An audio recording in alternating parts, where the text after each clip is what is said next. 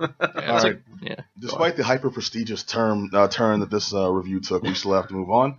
Because the voice you just heard chiming in with those horrible, horrible opinions were, of course, of Mr. Dale Stones. Hey, what's up? Hey, and Mr. Danny Drake. Yo. Welcome. These fine gentlemen are going to give us the lowdown on two very... I'll let you introduce the shows, because it's your baby. All right, sounds good. Danny, why don't you start with the first one? Okay, so coming up in a week and a half is May the 4th be with you. May the 4th be with you. A Star Wars Burlesque. It's a pun if you didn't catch it. Shh, don't tell them. Well, it's not obvious at all. No, now they know. Too late now. Now the viewers know. Well, tell me about a Star Wars Burlesque. What's this wars you speak of? And I didn't know they took place in the stars. It's taking place at the Rockwell in Davis Square. So I strongly recommend going out if you can. But we have pretty much a all-star cast of the Boston Burlesque scene. Who do we have? Let's name some names. Drop some names. Well, we're in Lucifer it, obviously. Yeah, Danny Drake, Dale Stones. Don't say it up and all like, these two schmoes. Like, no, you've got over there in the corner. Yeah, these two... Statuesque. Yeah. The blonde Adonis himself, Dale Stone. These two garbage fires of... Yeah. I would say that is a reasonable description of us. Two garbage fires. Yeah. Okay, look, next time, just bring a hype man, okay? You're terrible. It's like I'll be there, I guess. Yeah. Second packs. But it's my show. I'll show up. The cast list is made up of Danny Drake and Dale Stones. Ooh, amazing obviously. Lucifer Christmas, Maggie Maraschino, Irish Coffee, Oliver's Whiskey, Wes Craving, Clara Blows, Scripture, I Dahlia love burlesque Strock. names. I really do. It's so much fun Fantastic. to come up with burlesque names. We have our names, and we still just come up with the names for fun. Yeah, like they could be hackers. Yeah. Like, But Jessica What do Lee you got there? It's Scary, Kitty Stroker. Morning Glory, Fembones, and Honey Pie and Jane Doe. Nice. Nice. So, awesome cast. I've seen several of them myself. Looking forward to it. yeah. So we just... And this is some variety going on, too, right? Like, we don't just have burlesque performers. We've got a few other types of acts in there. We what's one you're have excited some about? spinning by... give me a moment. Right, that spinner? That's awesome. Or spinning. All right. No, anyone who doesn't know what LED spinning is. spinning by Morning Glory. All right. Now, if anyone doesn't know what spinning is, you want to break that down for us? So poi. If you're familiar with poi, typically two lighted objects, or if you're not in the dark, just two objects on the end of rope, which you're spinning around you. So object manipulation. You light them on fire. Yeah. Well, You can light them on fire. In the perfect world, it's on fire. Yeah. In a perfect world, it's on fire. Yeah. Unfortunately, I don't think they will be on fire because the Rockwell would kill us. Yeah, if we didn't kill ourselves. Great white style. Well, that's why. Too soon. Oh, wow. I had a joke dark. ready, and you just undercut it dark. with, like, the real world tragedy. That is... Oh, Sorry, man. I'll stop. No, I know my place. It's your show, man. No, it's all good. It's all good. Someone's got to ruin the comedy and the jokes. That's me. All right, but no, this is a Star Wars themed show. Now, anyone who's not catching it or not watching us on Twitch, which you should be, twitch.tv/The Geek Down. You can see our beautiful faces. This man is in the Spider-Man hoodie, representing proper. Yeah. And Dale Stones came in proper Peter Parker gear. You know? Yeah. Also, Clark Kent, I could show up to the office in this. I was figuring Clark Kent had a tie. You gotta have a tie thing. I can loan you this one. No. Usually I do have my tie game on point, but today I got lazy. I was just like, I'm gonna let Pappy win this one. You gotta have those. Thanks. You gotta have those glasses too that completely conceal your identity. They do. Riley, honestly. You know the stupidest explanation I've heard for that is, well, one of Superman's abilities that he doesn't really talk about much is he has the ability when he puts his glasses on to constantly vibrate his face, so it's just off model from Superman. That's just ridiculous. That's why. Yeah, no, it's. Oh my God! He's a crappy journalist. There are so many. Well, gosh, Mr. White. Powers like that. It's, what do you got? Although Identity, Mhm. my favorite Superman comic. I do not like Superman. Identity is a kid finds out his name is Clark Kent. He's in the real world, so people make fun of him growing up for having the name Clark Kent. Like they joke about how he should date someone named Lana or Lois, but he finds out he has Superman's powers. Really? And one of the things he does to hide his identity is he stuffs his mouth full and nose full of cotton and things like that to actually change the shape of his face. Okay, that sounds really cumbersome, uncomfortable, and Dry? Yeah, that right there. Yeah, No, possibly lethal. What are the cotton balls so? he has invulnerability. Oh, there you go. All of Superman's powers, and so invulnerability. No, of course. That's why he thinks he's got Superman powers, because what's in the cotton is soaks him in some kerosene, cocaine, kryptonite. Oh yeah, man, I can fly. Constantly. All right, but it is a really good comic. Yeah, some of those good ones are the off ones. Yeah. Those like side stories or the alt takes on things. I used to love Dial H for Hero because it was just these regular ass people who were just living their horrible lives or maybe just like weirdos, and then they got superpowers for some reason. And I mean, eventually they'd become like heroes, but to start off they do the most petty stuff ever. I mean, you have to. Well, yeah, you have to. Like this one kid, he was bullied every day at school, and he got the dial, so the dial can turn him into anything. The first thing he did, the first thing she did, this was a girl.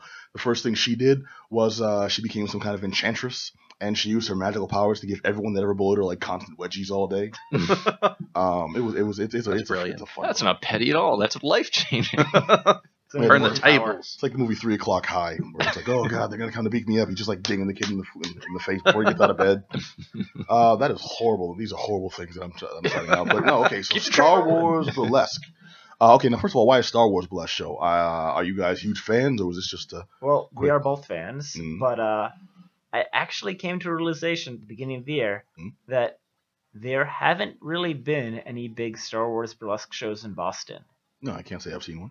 Yeah, not all Star Wars. I mean, I remember seeing the Suicide Girls Burlesque show years ago, and they had like 2 Star Wars numbers, but a whole Star Wars show sounds pretty phenomenal. Well, clearly there are Star Wars acts because one of the reasons we put this together is because about a year ago now, I put together a Han Solo act, which super fun, had a really good time. Dale workshopped it with me till it became what it is now. Yeah, so who was the Wookiee and who was the top? No, I gotta give him some credit for this one. It's really good. He reenacts the whole scene, like the who shot first scene, and it's actually, I think, a really good bit of storytelling that involves striptease. Because I'm just gonna be your hype man for a minute here, because we have to date we have not done that well here. So let's. But yeah, I think that you've done a great job with that, because you had the idea where it's like, all right, I'm just gonna turn around slowly, and the whole thing is like an undress, like someone's. Like it's like Greedo, right? Just standing there, just turn around, give me your weapon, sort of thing. And of course, I'm not going to give away the big reveal, but there's a place he doesn't get to, and I got a weapon for you, all right. He's got the drop on him, so yeah. So he's this guy right here, Danny Drake, is a go-getter, so he wanted to make that show happen. Build it around an already good act, and the rest of the acts are going to follow, and I'm really excited about it. Awesome. Nice. Okay, now just because we have to go there, who did shoot first? I shot first. There you go. It's actually the name of the act. Yeah. All right, so in May the 4th, now I gotta know, will there be a naked Jabba? Yes. Will there? Oh wait. Yes. Don't toy my emotions. There's a naked Jawa. All right. There's a naked Jawa. That's all I can give you. You say Jawa? I said a naked Jabba, but Jawa. Okay, let's see what's going on now. Also a naked Jabba. Who's the shortest person in the cast? That's gonna be sexy. There's a naked Jabba and a naked Jawa. Wow, you just made my day, sir. They're doing fanfic / duet. Yeah, exactly. That's happening. Right. You didn't know you wanted it until you see it. All right, now you shaving Wookiee? Or am I and for action. Oh, that's at intermission. I don't know. You're a volunteer. Given a reasonable number of spoilers already. Oh, hey, man. Tidbits abound, and I will totally shave someone on stage for the good of the show. It's a bold statement. Oh, hey, I'll make it happen. Be the hairiest. Okay, no. All right, so that's May the 4th. Tell me about Archer.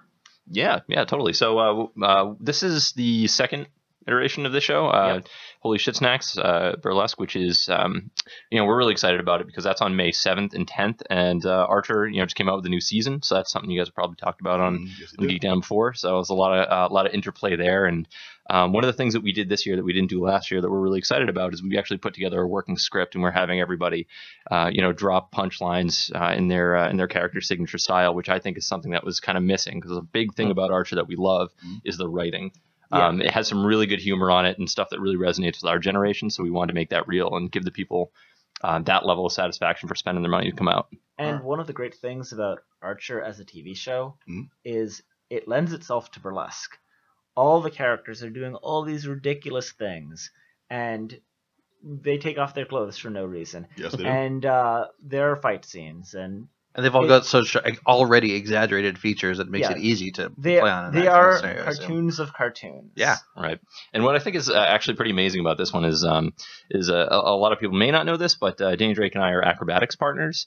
So, I did not know this. If we're going to see you at Archer, we actually have second year running in a row that we're going to be doing this, which is an Archer and Barry fight scene. There's a big thing that we're doing there, which is great because there's a lot of like death-defying acrobatics, and he hits me upside the head with a bottle. It's pretty graphic. It's great. It's wonderful. I deserved it. He does deserve it. And we're also that act actually got into the Nerdlasque Festival in New York City this coming weekend. So we're going to be performing on the stage there Friday night. So that's going to be really exciting for us. It's going to be a great hype moment for the show, and then we're going to get to do it a couple more times if I'm not sore and bruised enough to come back to stage and get my ass handed to me by Danny Drake as Archer.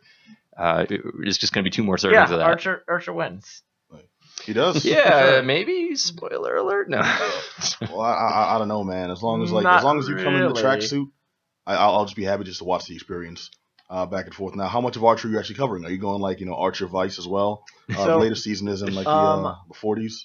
The way the show is going to work, yes, without giving away any spoilers, it's like watching an episode of Archer.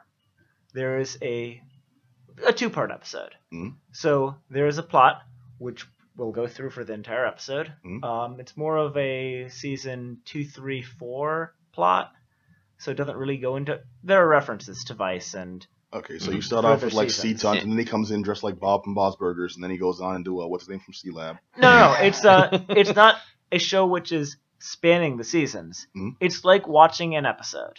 Yeah. Okay. It's like watching a 2-part episode. Yeah, and there are chunks that I think are really excited about. Like, I'm just going to leave hints out there in as lucid a fashion I can, which there's a very significant portion of season 5 that we're covering as one of the major driving points of the show, which I think is going to be really cool because we're going in an entirely different direction.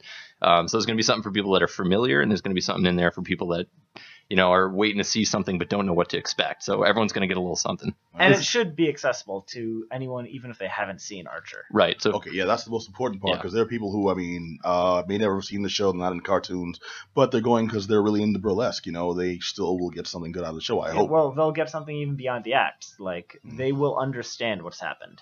Okay. And then they'll go binge watch Archer immediately. Ideally, that's really what our plan is. Can I make a suggestion? You got. Please have a splash zone and let it be alcohol. You mean a sploosh section? We don't have a splash zone. We have a danger zone. Oh, yeah. Danger zone tickets have not sold out yet.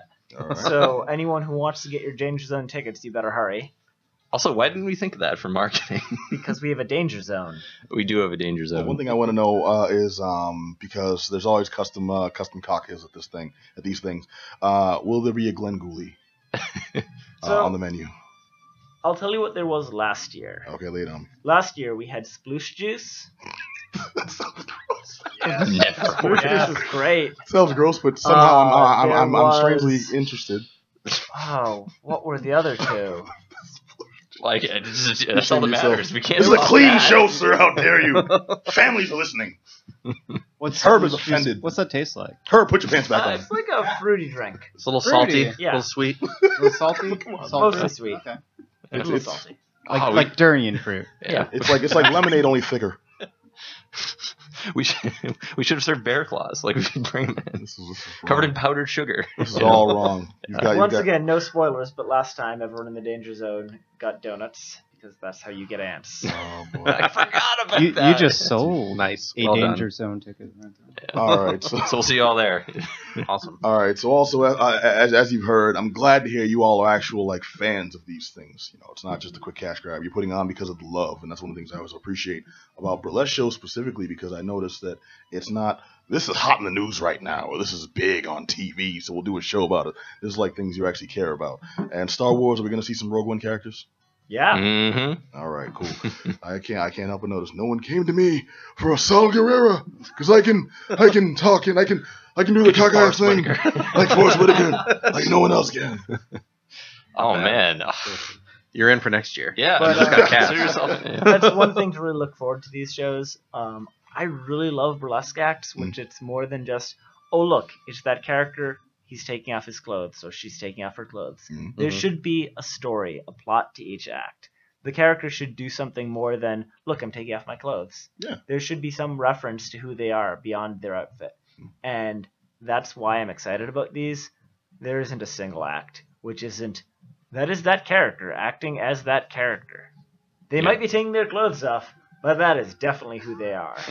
Yeah, Pat, I've been trying to get you to come to my classes for like 6 years now. And I've been telling you, man, you got to have it at an appropriate time. And yeah, I'll come in there and fat it up for you. It's all good. Dude, just get your Forrest Whitaker on. Come on, we got to have you in the show. Yeah, I'll do my Yeah, no, it's gonna happen. It's gonna happen. It'll be the sexiest lazy eye you've ever seen. Just Forrest Whitaker burlesque. Repo Man. Yeah, it'll be a show. I like Forrest Whitaker. I like it. I do. One man show. We can do a panic room and I can like yell at children, or we can do a phone booth and I can yell at small white guys. Oh, what was that movie where he was a Ugandan dictator? Can you do that one? Oh yes, I can. The Last Dictator. Was that movie? Yes, that's the one. I can't do that accent. Nah, it's gonna get real offensive real soon. How about do some? What was that? Was he in the Equilibrium with Christian Bale? Was that him? No, that wasn't him. No. That was another That guy. was, I can't remember who I don't that know what I'm was. thinking of. And I I'm love thinking that of a movie. Yeah. I'm thinking of the movie where Scotland. I'm thinking of the movie where he was with that other guy, and they were like collecting people's organs or something. Yes, Repo Repo Man. Man. Yeah, Repo Man. Yeah. Yes, that was a fantastic movie. Great All movie. right, the probably least known Forrest Whitaker role was in Fast Times at Ridgemont High. Oh yeah. A very young, yeah. in shape, still with a lazy eye. Forrest Whitaker was Jefferson. This one random dude who like women have thrown themselves at. He had all of like maybe 17 seconds in the film, but I remember to this day. Damn it, this is way so far off the point. It has nothing to do with burlesque at all. You want to give our audiences a rundown once again of how they can get tickets for these shows. So starting with May the 4th. May the 4th is on May the 4th. It's Thursday. It's in Davis Square at the Rockwell. You can buy tickets online by going to therockwell.com. You can also get tickets at the door, but I recommend getting them online for 2 reasons. One, they'll be cheaper. Okay. At the door? No, they're cheaper online. Okay. So buy your tickets in advance. And 2, if we sell out, we can't give you tickets at the door. Oh man, what? Yeah, so you might have to get turned away, which is embarrassing. It's like getting your credit card declined, but like in a burlesque sense. Come on, man. What if I promise to polish your lightsaber? Well, there'll be a ticket for you. I'm going to save one. That's how you end up like with Luke Skywalker hand and Forrest Whitaker. Or Mace Windu get the double amputation. Oh, there you go. Oh yeah. Oh, you know one of my favorite videos. Not to interject too much here, but it's the video of the fight scene from Phantom Menace, set to what was that? This 1940s. It's set to Sing Sing Sing. Yeah, doom, doom, doom, doom, doom, doom. Oh my God, that sounds great. I'll go all day, but it is awesome and it fits. I will send it to you. It is brilliant. Send it to me. I am so excited. All right, awesome. And Holy Shit Snacks. Yes, indeed. Yeah. Holy Shit Snacks is on the 7th and 10th, Sunday and Wednesday. There are 2 shows on the Sunday, I believe, at 5:30 and 8:30. There's an early and a late show. There's an early and a late show. Go to them both. They're both at the Oberon, Harvard Square. You can get tickets online. We have pretty much a guarantee these shows will sell out, so don't try to get them at the door. Yeah, it's a true story. We sold out both shows last year, and we have sold a lot of tickets already. So if you want to get tickets, buy them now. I just want to point out this is useful information he's giving. He's not bragging. Like, so we sell out every year. You know, you better get them quick because you know it's gonna go. I mean, no. Okay, so they can grab the tickets for Star Wars at therockwell.com. Yep, and go to the ART website, and you should be able to find tickets for Holy Shit Snacks. At Oberon. Yeah, and you can also get them both through the link on the Facebook pages for both of them. Facebook's how we sell our tickets. Ticketing link gets you right there, and it's just easier. Most people are going to do it that way, we think. So, yeah. You can stalk these gentlemen, Mr. Dale Stones, hello, and Mr. Danny Drake. Hi. Both of you all are on Facebook. Sure are, most of the day. All right, find them, follow them. That is how I spend my time at work. Sounds productive. All right, fellas, thank you very much. Yeah, thank you. Thanks for having us as always, Pat. All right, and all.